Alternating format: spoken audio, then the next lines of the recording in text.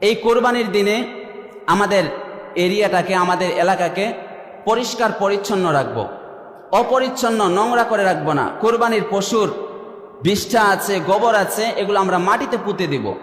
আমাদের এলাকাটাকে নোংরা, অপরিষ্কার, অপরিচ্ছন্ন করে রাখবো না, কারণ পবিত্রতা হলো ইমানের অঙ্গ। শুধু ইমানের অঙ্গ না, অন্যান্য ধর্মের মধ্যে পরিষ্কার পরিচ্ছন্নতাকে আবশ্যকীয় করে দিয়েছে, উৎসাহিত করেছে, কিন্তু ইসলামে পবিত্রতাকে ইমানের অর্ধেক করে দিয়েছে। পড়েন সুবহানাল্লাহ।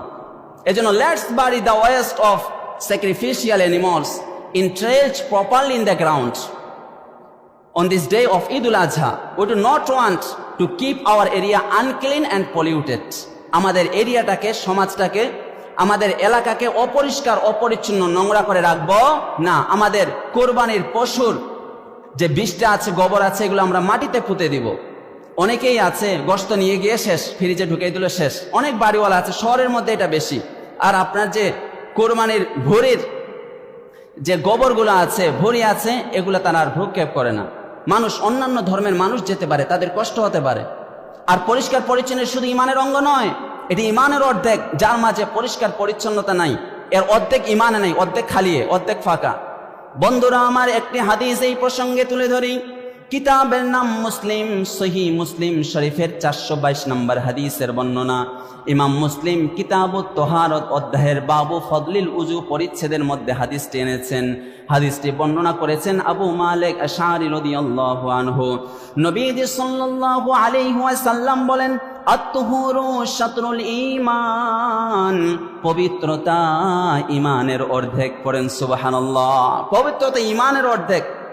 আপনার মাঝে যদি পবিত্রতা, পরিষ্কার পরিচ্ছন্নতা না থাকে, তাহলে আপনার অর্ধেক ঈমানে নাই। এজন্য কোরবানির দিন, কোরবানির গরুর, কোরবানির পশুর এই যে গোবর আছে, ভুঁড়ির গোবর, তারপরে তার গরুর বিষ্ঠা, এগুলো আমরা মাটিতে পুঁতে ফেলবো। আমরা প্রপারলি এটা মাটিতে পুঁতে ফেলবো ইনশাআল্লাহ। পড়েন, যারা যুব সমাজ আছো, তারা একটা ক্যাম্পেইন করতে পারো এই কোরবানির দিন, যে অপরিষ্কার, অপরিচ্ছন্ন আমাদের এলাকাকে রাখবো না। এগুলো করবে না, শুধু বড় মাঠ দৌড় দেবে। একটা মোবাইল পেলে আর একটা বাইক পেলে হয়ে গেল, বিন্দাস, সে ঘুরবে শুধু।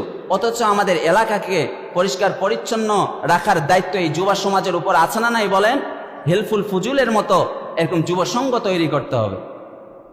তাহলে আমরা ইতিমধ্যে কোরবানি মাসলা মাসের 10টা কথা শুনেছি। অনেক মাসলা আছে, শত মাসলা আছে।